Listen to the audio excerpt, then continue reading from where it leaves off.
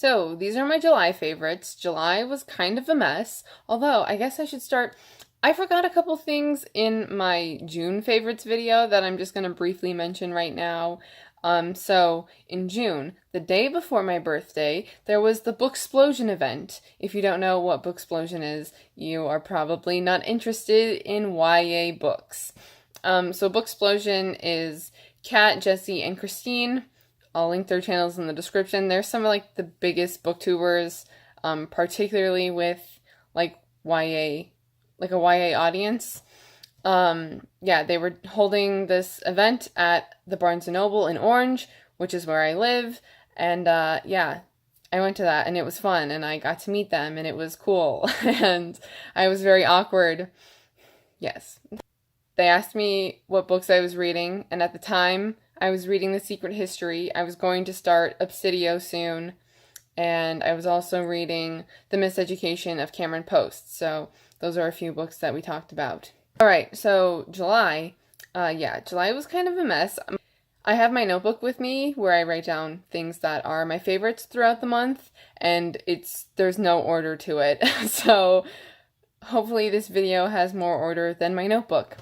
So first I have like some like life event things that happened. So I went to Michigan for a couple weeks. That's where I'm from.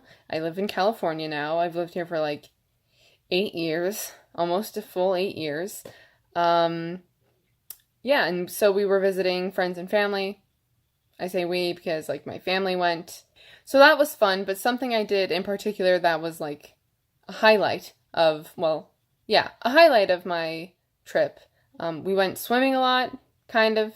I spent a lot of time outside, and that was weird, because I don't spend a lot of time outside here, which is weird, because Michigan is so much more humid.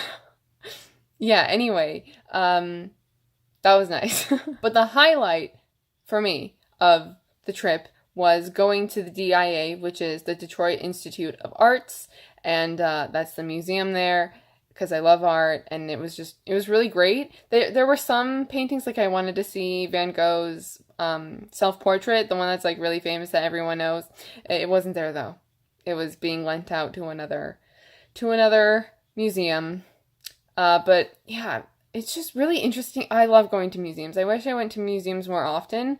It's really cool being able to see the work in person, and like you're standing there, and that's how close the artist was when they were painting it, and they're like hundreds of years old. It's amazing. I keep on meaning to post on Instagram some of my favorites, and I keep forgetting, but I'll make that post one time soon, this week. Maybe I'll do like a throwback Thursday to when I went to the DIA. Yeah, okay. I'm going to do that. And then when I do post it, I will link it in the description of this video so that you can see some of the artwork that was my favorite that I saw, that I took photos of. I think I can, like, they have a lot of Picasso there, actually. There was some Van Gogh, there was Matisse, there's Andy Warhol's, a couple of his self-portraits, and the portrait he did of Mao. I'm trying to name the ones that are, like, the most famous. There's I'm pretty sure it's Caravaggio, and I'm forgetting their names. Oh my god, I'm forgetting all of their names, but it's, like, the one with the woman, and she's, like, she's holding the head. They've decapitated the guy, and, they're trying not to get caught, I guess. I don't know, it's two women, one is holding the head, is she holding the head? I'm pretty sure she's holding a head. Maybe she's just holding, like, a sword to cut the head off. They decapitate a guy, though. Oh my god, it's really gonna bother me that I can't remember what it's called. I don't know. They have a lot of Dutch paintings as well, which I like. I like the way that, like, the Dutch Renaissance kind of... I like the style of the way that those artists draw their people. Like, for example, like Jan van Eyck, yeah, kind of like that, or, I don't know, I'm really rusty with my art history knowledge, because it's been 7 years since I took AP Art History in high school. One of my favorite classes.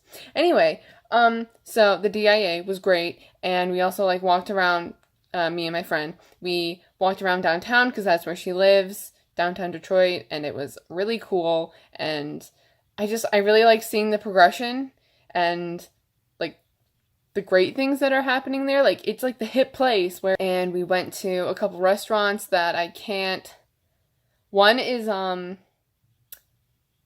want to say something about cats. I don't remember what that place was called. That place was good.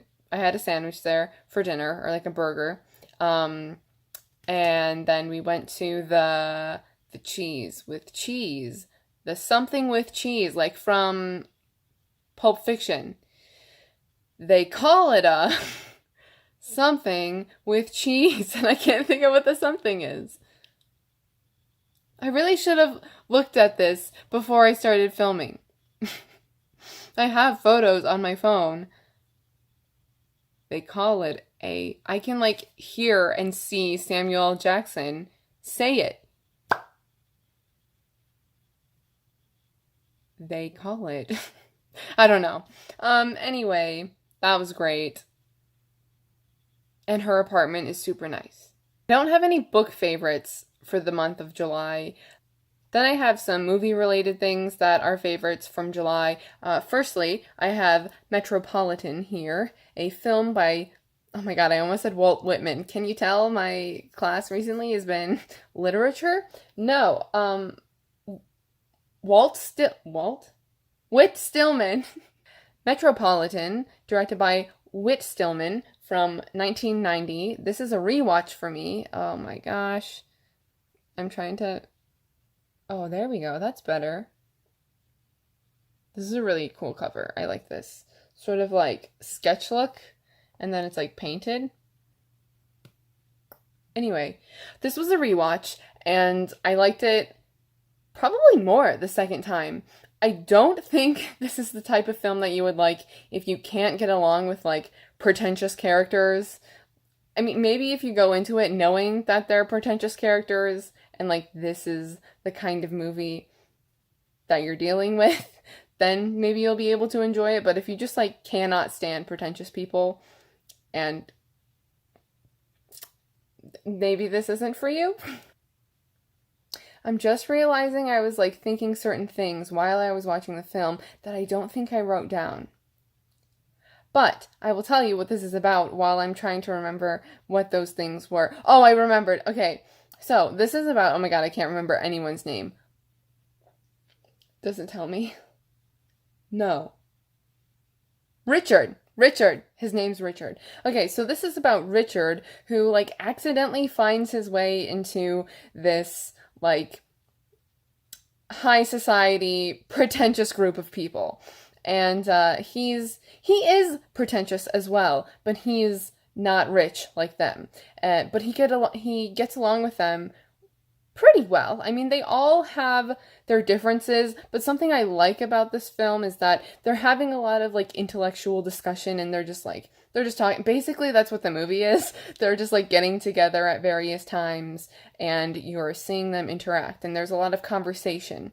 And but something I like about it is that they can still like agree to disagree. They're still just like intelligently and respectfully having a conversation, even if it gets heated or passionate. So that's something I like. But I remember now what I was thinking is that the way that the shots are put together, it goes to the next scene, but it's like the conversation has already started. And so you're kind of skipping the first like couple of sentences or the first couple of comments or questions that led to whatever discussion the characters are having when the scene, like when it cuts to that scene, if you get what I'm saying. I'm hoping I'm describing that all right. But like the way that the script is, you kind of know how they got to that point in the conversation. And it's something I liked it, and it was interesting, and I don't think I fully recognized it the first time I watched it. Like I did notice something was kind of off, because it's definitely a directing style that you have to get used to. But this is definitely a film that once you've seen like 10 minutes, 15 minutes, I mean, I don't know an exact time here, but once you're, 15 minutes or so into the film, like, you know what you're getting into, you know what kind of film you're going to be watching and whether or not you can get along with it. I don't think this is a film for everybody, which is why I keep saying, like, whether or not you'll get along with it if you don't like pretentious characters, things like that.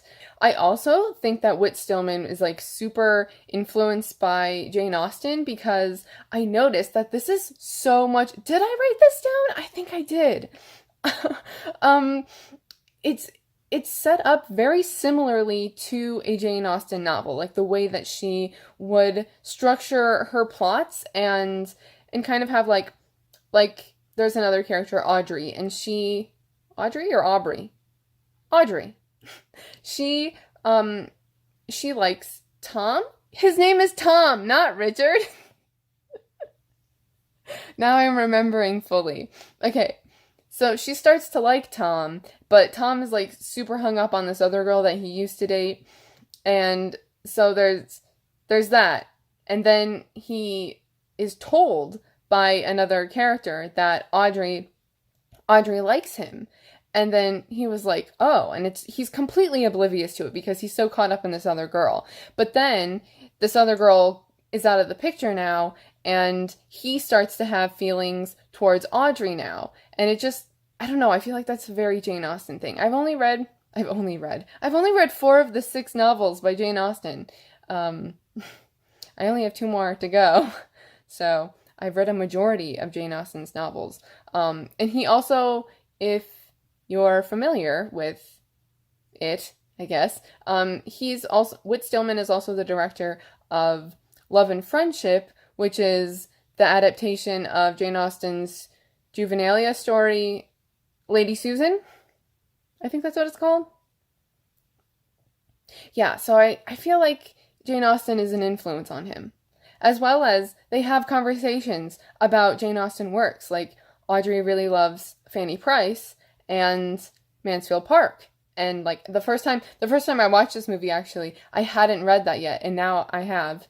I have since read Mansfield Park, and so rewatching it and like fully understanding the character of Fanny Price, and actually Mansfield Park is probably my favorite Jane Austen novel. I haven't read Persuasion or Northanger Abbey. So I've read Sense and Sensibility, Pride and Prejudice, Emma, and Mansfield Park.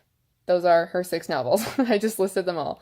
Anyway, this was super enjoyable, like it was the first time, and I liked it even more the second time. And I don't think I have anything else left to say. It kind of ends a little abruptly, it gets to a point, it's kind of funny, because it gets to a point, and I'm like, alright, they can wrap things up now, but then it ends abruptly, and I'm like, oh, I could have gone on for like another scene and kind of had more of a conclusion, but that's alright. Metropolitan. And then, since I was just holding up a Criterion edition of Metropolitan here, most of July, I think like all of July, and then like this first week of August was the Criterion sale at Barnes & Noble. So all Criterions from the Criterion collection, that's what this like Wacky C is, that's what they call it, the Wacky C. And like the spine is like this is the Criterion collection, and there's like a spine number. Yeah, this is the way just like most Criterion releases are set up. And then it tells you like that information there. Anyway, the Criterion sale, 50% off Criterions at Barnes & Noble. Usually, there's always 2 sales. There's one during like July, August, like the dates kind of vary, and then another one in November.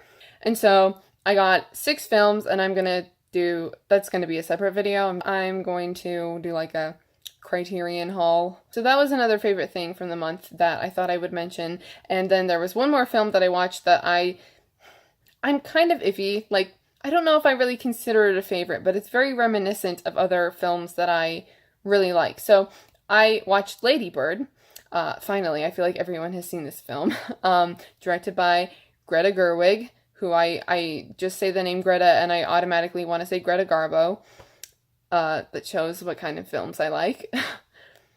And for like the first, I don't know, for the first like half hour of the film, it felt like I was watching a modern, like a more modern version of Rushmore, except with like a female main character. It just made me think of Rushmore a lot. Like the way that it was directed and like certain, I don't know, just like the style, but then it would do like the close up on like writing. Yeah, the thing is I really enjoyed this movie. I just wish that maybe I hadn't seen the previews or like I watched it sooner because I think that all the hype around it is kind of making me be like, it wasn't that great. Like, I still really liked it, but sometimes when you have that juxtaposition, like, I feel like it's really easy to, like, hate something if you don't think something is good, but everyone else loves it. It automatically, like, at least for me, it's really easy for me to be like, okay, not even that I didn't like it or I hate it, but if I don't like something and then a whole bunch of other people are loving it, I'm just like, no, I hate that thing because I just don't understand it. I just have a different opinion. Anyway, I liked Lady Bird. I also think like further into the movie, like towards the end, it actually kind of, I think you can see Noah Baumbach's influence on Greta. I'm pretty sure they're still dating. Are they still dating? I don't know. But he's a director and she stars in like he's the director of Frances Ha, and she's the main character in that, Greta Gerwig. And they were dating at one point. I don't know if they're still dating now that I think of it. I haven't kept up with that, but they were dating for a long time at one point if they are not still dating. And I feel like you can see his influence on her as a director, particularly at the end. I don't know, it just kind of reminded me. I think Frances Ha is the only Noah Baumbach film I've actually seen, so I guess I'm just comparing Lady Bird to Frances Ha now, and I don't know why I keep on feeling the need to compare it to other films. I've also realized as time has gone on since I've watched it, it's not as fresh in my mind, mostly just because the things that I really remember are the things that are in the trailers, and it's not like a whole lot happens. You're just following Christine, aka Lady Bird, for this last like year of her life. Of high school. The last year of high school, her senior year of high school. All right. This is a mess. And now I have a TV show to briefly mention. Basically, I've started watching Daria again. It used to be on Hulu, and then it went off Hulu, and now it's back on Hulu. I don't know how long it's been on Hulu again for, but I've realized that it's there again, and I've started watching it. I'm only on the second season because I only watched the first season when I had first discovered it, and the second season I'm liking so much more. There's a lot of really funny episodes. Like, some of the lines are just, like, so quote-worthy. I'm really enjoying it. I think I'm at the end of season 2. I'm not exactly sure, but basically I've watched, like, a season of Daria, and I'm really liking it. If you don't know what Daria is, it's basically an animated show that was on MTV in the 90s, I think. It follows Daria, sort of an outcast, smart girl in high school. Okay, and now we're on to music favorites, which is mostly K-pop. And I have stuff kind of like all over this page, so some that are a little bit more on like the hip-hop rap side. Here we go. Also, I always freaking forget to mention that I have like a monthly favorites Spotify playlist.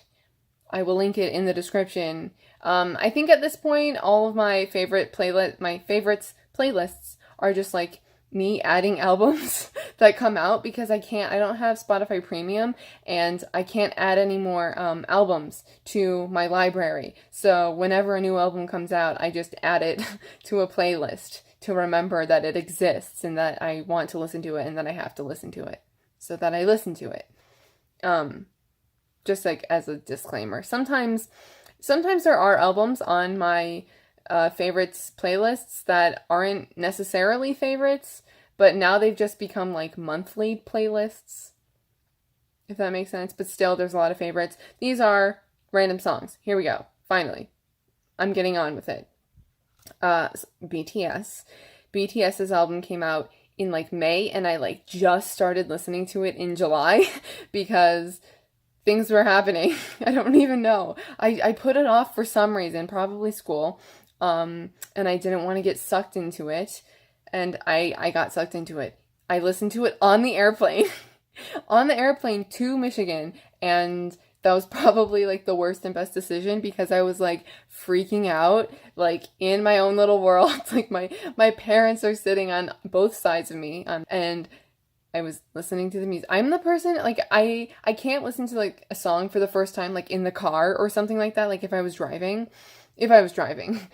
because I would just be like, oh my god, did you hear that? And I'd have to, like, go back, like, I'm a mess. I just love music. I love music so much. And, yeah, so I was kind of freaking out on the plane, like, trying not to actually freak out. Yeah, so my two favorite songs from their outro tier. I wonder what a favorite song is going to be. But from their Love Yourself tier album, Paradise and outro tier. Those are my favorites. J-Hope. J-Hope's part of Paradise and Yoongi's part. J-Hope is the only member of BTS that I actually call by like his stage name. Everybody else I call by their real names. I don't know why. Yoongi or Suga, his part of outro tier, like I can't. Like I freak out every time. Okay, there we go. So good. And I also really like Anpanman and Airplane Part 2. And actually, I think Love Maze is kind of growing on me. I don't have it written down, but it's the song after Paradise, so I've kind of just like let it play, whereas I basically like just keep skipping songs and going to the ones that I really want to listen to. From SHINee, I don't remember which specific album these are off of, but Undercover and Jump are the songs by them that I've been listening to a lot. NCT 127's Back to You, and kind of more recently, like sometimes I record these videos and like August kind of starts to, or like whatever month that I'm filming it in, but I'm talking about the previous month. This month starts to like bleed into what my favorites are.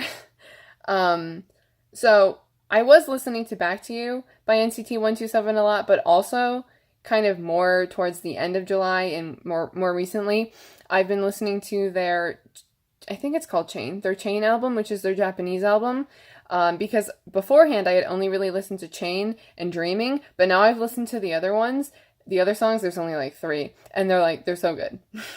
They're so good. And then Cry Me a River, which is a song by Hickee, random song that is a jam. And I actually like made another playlist that was like K-pop jams you cannot forget about, because I don't know. I feel like I need to set aside songs that I really like in the moment, but because I get so caught up in all the other K-pop groups that they can just kind of fall and be forgotten. Then Day 6 came out with an album, and I really like their song Shoot Me. That's the only one that I've listened to off the album. I've also been listening to the Bonnie and Clyde mini album by 24K. I still don't know if it's 24 or 24, but I think I mentioned this in my June favorites. Yeah, this album is so good. All the songs are favorites. All the songs. Like, I think specifically Bonnie and Clyde was a favorite, but like all the songs this time. All of them. But maybe more specifically, Overflow is my favorite. I think if I had to choose one, Overflow. O.M.G. by Halo, which is a random, again, I don't even know any other Halo song, but I will be checking out more from them. She Bad by MYTEEN. This song is followed by a song called Barbecue. Like it's BBQ. And it's like very cutesy, but She Bad, like on that album, but She Bad is so good. And I have not listened to any other song on that album except for this barbecue song, because I can't even take it seriously, because it's what's after, but I just have to go back and listen to She Bad. It's so good. And that's another group that like I'm just getting into, that I'm gonna have to, pay attention to, see what else they come out with. And then Newest W came out with a new album, the Who You mini album, and I've basically just been, no, I've been listening to Deja Vu and Signal and Lonely, but it's like Lonely backwards. It's like spelled backwards. Yeah, I've been listening to those songs. Those are really good, but mostly like Deja Vu's really good. Only because that's the one that I've been listening to the most. And then 20-something by Jeong Sewoon. Sorry if I mispronounced his name. But that one's really cute. It's kind of like jazzy. Paradise, which is by MILLIC featuring Fanxy Child, but like I've always just thought it was Fanxy Child. I've always just said it's by Fanxy Child, which is, oh my god. It's Dean, Penameko, Crush, and Zico. Like, you can't go wrong with them. WOODZ came out with a new song. Oh my god. I can't remember his real name off the top of my head. I'm gonna get it wrong. I'm not gonna say it. But he's from Unique. Where the heck's Unique? What's happened to Unique? I don't know. But WOODZ, one of the members of Unique, he's now as WOODZ. Like, that's his solo name. He came out with his second song called Different, and that one's so good. Like, he came out with Pool before, but Different I like a lot more. Taeyeon, her song Something New. That's really good. Probably my favorite song in like the second half of July is Hocus Pocus by PLT, which I don't know for sure if that stands for Planetarium, possibly, but PLT, Hocus Pocus, is so good. I don't know, I can listen to that chorus all day. It's very short, but I can listen to that. I can't actually listen to it all day, but it's really good chorus, okay? Super Freak by MIXNINE has also been a jam. This is a really good like workout song too, because apparently this is working out. But unfortunately, and I don't even know if other details were released, but Kim Dongyoon he was part of MIXNINE. Did I say that Super Freak is by MIXNINE? So he was a part of MIXNINE, which is like, it was like this, if you're unfamiliar, it was like this idol show. I'm not going to get too much into that, but he was a part of MIXNINE, but previously also Spectrum, and Spectrum is like still a group and doing stuff, but he died at the age of 20, and it was just so unexpected. And then, I don't know, it was just like this headline that I saw, and I was like, what the heck? And I just have no words. And his family's keeping things like really private. Like I think they're having like a private funeral and stuff, but like I don't even know how he died, and which is fine, obviously, if like we don't find out, but it has me curious because he was 20 years old, and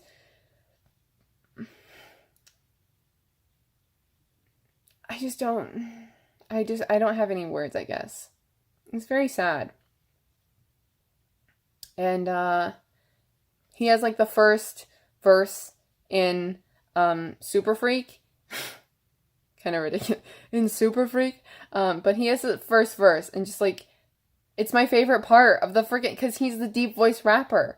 Because I have a thing for the deep voiced rappers in K-pop groups. And then like his part goes, and I just get like really sad for a moment. But then I get like really into the music, which is good. And I had heard some Spectrum songs before, of which I cannot name, unfortunately. Yeah. It's just a sad, unfortunate situation. So, that happened. Super Freak is a jam, though. And that's it. Technically, I also have written down, EXO is always a favorite. What were you doing in July? Was July a mess? Like, clearly, everything's a mess right now. It's alright. I also have to clean my room. Speaking of mess, I have to clean my room. Yeah. Just like comment whatever you want if you want to comment. What were your favorites from July? I'm kind of like I don't think I'm like in a reading slump, but I just like really haven't been in the mood to read necessarily. Which I'm just letting happen. I'm not trying to make a big deal out of it. But like, let me know what you've been reading and what you've been watching, and yeah, just have like a great day. And thank you for watching this video. I will see you in my next one. Bye.